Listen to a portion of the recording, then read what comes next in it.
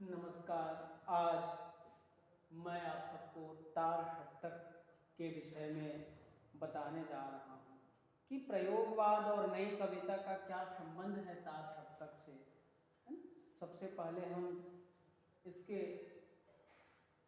संस्थापक के विषय में जाने कि कब, कैसे और किस प्रकार से तार सप्तक की स्थापना की गई, है ना। मतलब देखा जाए तो प्रयोगवाद का आरंभ सन 1943 ईस्वी में सच्चिदानंद हीरानंद वात्स्यायन अज्ञेय के संपादन में प्रकाशित तार सप्तक से माना जाता है। तार सप्तक अर्थात 7 कवियों का संग्रह, 7 कवियों की रचनाओं का संग्रह। प्रयोगवाद शब्द का सर्वप्रथम प्रयोग आचार्य नंद दुलारे वाजपेयी ने प्रयोगवादी रचनाएं शीर्षक निबंध से प्रारंभ किया।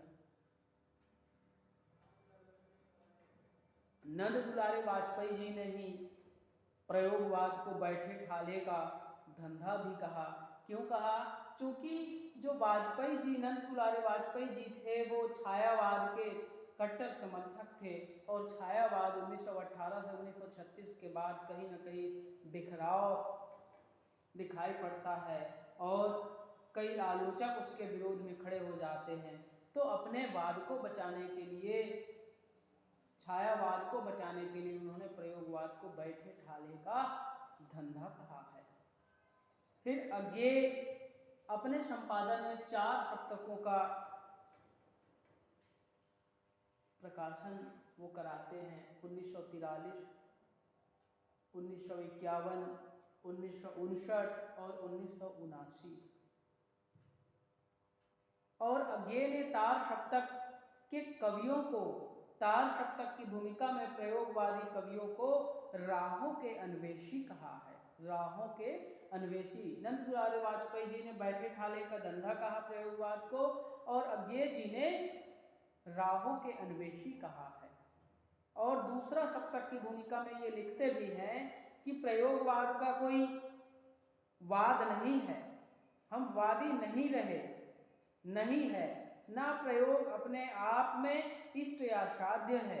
ठीक इसी तरह कविता का भी कोई वाद नहीं है, कविता भी अपने आप में इष्ट या साध्य नहीं है। अतः हमें प्रयोगवादी कहना उतना ही सार्थक या निरर्थक है जितना हमें कवितावादी कहना। फिर कहते हैं कि प्रयोग अपने आप में इष्ट नहीं है, वह साधन है और दोहरा साधन है।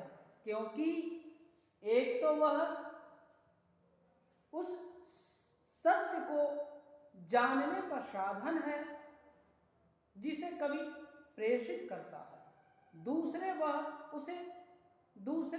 उस प्रेरणा की क्रिया है, इस प्रेरणा की क्रिया को और उसके साधनों को जानने का भी साधन है। अब हम बात करें तार सप्तक के कवियों का नाम, और इसको मैं 60 तरीके से आप सबके सामने प्रस्तुत कर रहा हूँ। 60 अर्थात संक्षिप्त रूप से आपको पूरे 28 लोगों का नाम सिर्फ इन पंक्तियों में ही याद हो जाएगा। और किस प्रकार से याद हो जाएंगे कि देखिए, कहीं ना कहीं चाहे कोई भी परीक्षा हो, चाहे टीजीटी हो, पीजीटी हो, नेट हो, सेट हो, चाहे कोई और परीक्षा हो हिंदी भाषा और साहित्य से संबंधित, तो तार सप्तक से निश्चित है कि एक न एक प्रश्न पूछे ही जाते हैं। तो देखिए कि किस प्रकार से मैं इसको संक्षिप्त रूप में आप सबके सामने प्रस्तुत कर रहा हूँ, और मुझे पूरा विश्वास है कि आप सबको इससे जरूर लाभ होगा। आप सबने देखा भी होगा कि किस प्रकार से प्रश्न पूछा जाता है। इधर के 4 कवियों को दे दिया जाएगा और इसको जीवन काल के अनुसार इसको जमाइए बोला जाता है ना। या फिर इधर के 4 लोगों को नाम दे दिया जाएगा, उसको आप जीवन क्रम के अनुसार, जन्म वर्ष के अनुसार इसको सही क्रम में व्यवस्थित कीजिए। इस तरीके से प्रश्न पूछा जाता है। या इन 7 कवियों में से एक का नाम दिया जाएगा और पूछा जाएगा बाकी इधर से, और पूछा जाएगा कि इनमें से कौन सप्तक तार सप्तक एक का कवि नहीं है या तार सप्तक का कवि नहीं है, या इनमें से 3 लोगों का नाम दिया जाएगा, इधर से किसी एक का दे दिया जाएगा और पूछा जाएगा कि इनमें से तार सप्तक का कवि कौन नहीं है ना। तो कई सारे प्रश्न बनते हैं, अगर आप ध्यान से पढ़े तो जरूर इससे आपको लाभ ही होगा। और नाम देखिए, सबसे पहला नाम क्या है? अज्ञेय। सच्चिदानंद हीरानंद वात्स्यायन अज्ञेय है ना, चूंकि इनका जन्म 1911 में हुआ। और दूसरे नंबर पर है रामविलास शर्मा, इनका जन्म 1912 में होता है। फिर गजानन माधव मुक्तिबोध 1917 वाले हैं। फिर प्रभाकर माचवे 1917 वाले भी हैं ये। फिर नेमीचंद्र जी जैन 1918, गिरजा कुमार माथुर 1918 और भारत भूषण अग्रवाल 1919। इस प्रकार से एक क्रम है अराग प्रणय गिभा, अराग प्रणय गिभा। अ से अज्ञेय, रा से रामविलास शर्मा, ग से गजानन माधव मुक्तिबोध, प्र से प्रभाकर माचवे, ने से नेमीचंद जी जैन, गी से गिरजा कुमार माथुर और भा से भारत भूषण अग्रवाल। इस तरीके से, और इनका जो प्रकाशन होता है 1943 में, है ना, मतलब 1943 में तार सप्तक एक है ना, जिसको सिर्फ सप्तक ही कहा जाता है।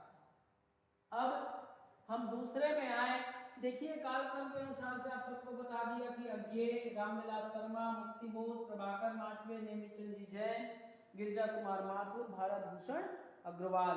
दूसरे सप्तक का संपादन होता है 1951 और इनके कवि हैं शमशेर बहादुर सिंह, भवानी प्रसाद मिश्र, शकुंतला माथुर, इसी को शकुंत माथुर भी कहा जाता है, हरि नारायण व्यास, नरेश मेहता, धर्मवीर भारतीय, रघुवीर सहाय, है ना। इनमें से 4 का आपको क्रम दे दिया जाएगा और इधर के मतलब इसको क्रम से जमाने बोल दिया जाएगा। इनमें से 4 कवियों को दे दिए, 3 कवियों को दिया जाएगा, एक दूसरे सप्तक से, और प्रश्न पूछा जाएगा कि इनमें से दूसरे सप्तक का कवि कौन नहीं है, या फिर एक को देके इधर का बाकी देके दूसरे सप्तक का कवि कौन है। इस प्रकार से प्रश्न भी पूछा जा सकता है। तो शमशेर बहादुर सिंह, भवानी प्रसाद मिश्र, शकुंत माथुर, हरि नारायण व्यास, नरेश मेहता, धर्मवीर भारती, रघुवीर सहाय। 1951 प्रकाशन वर्ष है। और सभी सप्तकों का संपादक कौन है? अज्ञेय, है ना। अज्ञेय के संपादन में ही सभी सप्तकों का प्रकाशन होता है। तीसरे सप्तक में हम देखें तो इसका दूसरे सप्तक किस प्रकार बताएंगे? सभस हंधर, सभस हंधर। तीसरे में प्रमवी कुसकेकी, किस प्रकार इनका प्रकाशन वर्ष है? 1959। प्रम अर्थात प्रयाग नारायण त्रिपाठी, म मदन वात्स्यायन, वी विजय नारायण देव शाही, कु कुंवर नारायण जी सिंह, सर्वेश्वर दयाल सक्सेना, केदारनाथ सिंह और कीर्ति आजाद, है ना। कितना बढ़िया है कि प्रमविकुसकेकी, आपको सभी का लिखने की भी आवश्यकता नहीं है। अगर आप इसको याद कर लेते तो निश्चित है कि आपका तार सप्तक से संबंधित प्रश्न निश्चित रूप से आप बना पाएंगे, चाहे वो किसी भी एंगल से पूछे, चाहे ऊपर से पूछे, नीचे से पूछे, बीच से पूछे, कहीं से भी पूछे, आप जरूर इससे संबंधित प्रश्न जो भी आएगा आप हल कर पाएंगे। और चौथा सप्तक का प्रकाशन होता है 1979। अराश्वन सुश्री, अराश्वन सुश्रेरा, मतलब देखिए सबसे पहले अवधेश कुमार, है ना। अवधेश कुमार के बाद हम देखते हैं कि अगला राजकुमार कुंभज, स्वदेश भारती, नंद कुमार आचार्य, सुमन राजे, श्री राम वर्मा और राजेंद्र किशोर।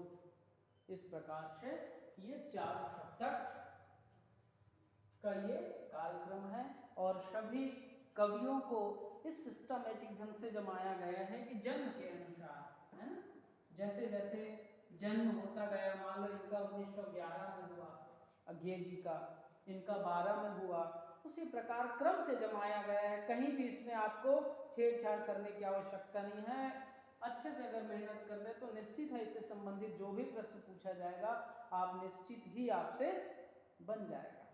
धन्यवाद।